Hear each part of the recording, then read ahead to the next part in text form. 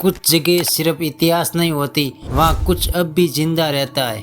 क्या इतिहास कभी खत्म होता है? इतिहास किताबों में बंद है, लेकिन कुछ कहानियाँ जगहों की दीवारों में कैद हो जाती है। कुछ कहानियाँ जो कभी खत्म नहीं होती। कुछ जगह जो सिर्फ पत्थरों का ढेर नहीं बल्कि रहस्यों की जाल होती है। ये सिर्फ एक उजड़ा किला नहीं, ये एक पहेली है, एक सवाल है जिसका जवाब आज तक कोई नहीं खोज पाया। क्या ये सच में श्रापित है? क्या यहाँ कोई अब भी भटकता है या फिर ये सब सिर्फ कहानियाँ हैं? अगर ये दीवारें बोल सकती तो ये किला क्या कहता? क्या उन लोगों की आवाज दोहराता जो सदियों पहले यहाँ रहते थे? क्या ये उन राजकुमारियों की हंसी सुनाता जो कभी इन महलों की बालकनियों से जागती थी? या फिर ये उन सिक्कों को दोहराता जो यहाँ की हवा में घुल चुकी है? एक श्राप जिसने सब कुछ बदल दिया।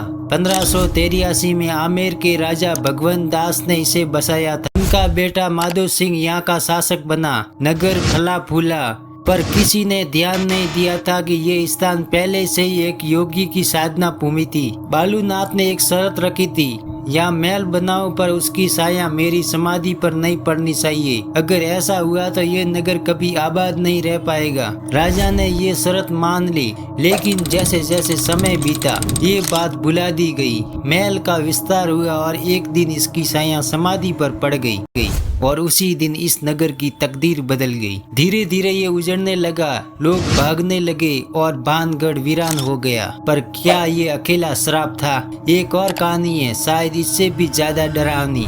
राजकुमारी रत्नावती, एक ऐसी सुंदरता जिसकी चर्चा पूरे राज्य में थी, पर उसकी सुंदरता पर एक तांत्रिक की नजर थी। उसने अपनी काली शक्तियों से एक ऐसा मंत्र फूंका जिससे राजकुमारी उसकी हो जाए। पर कहते हैं कि नियति इंसान के मंसूबों से कई ज्यादा शक्तिशाली होती है। राजकुमारी को उसकी चाल समझ में आ गई और उसने वह इत्र की शीशी पत्थर पर दे मारी। वह पत्थर जादू के प्रभाव में आ गया और सीधा तांत्रिक की ओर लुढ़क गया। मरते मरते उसने इस नगर को श्राप दिया, ये नगर तबाह हो जाएगा, कोई भी यहाँ नहीं बस पाएगा।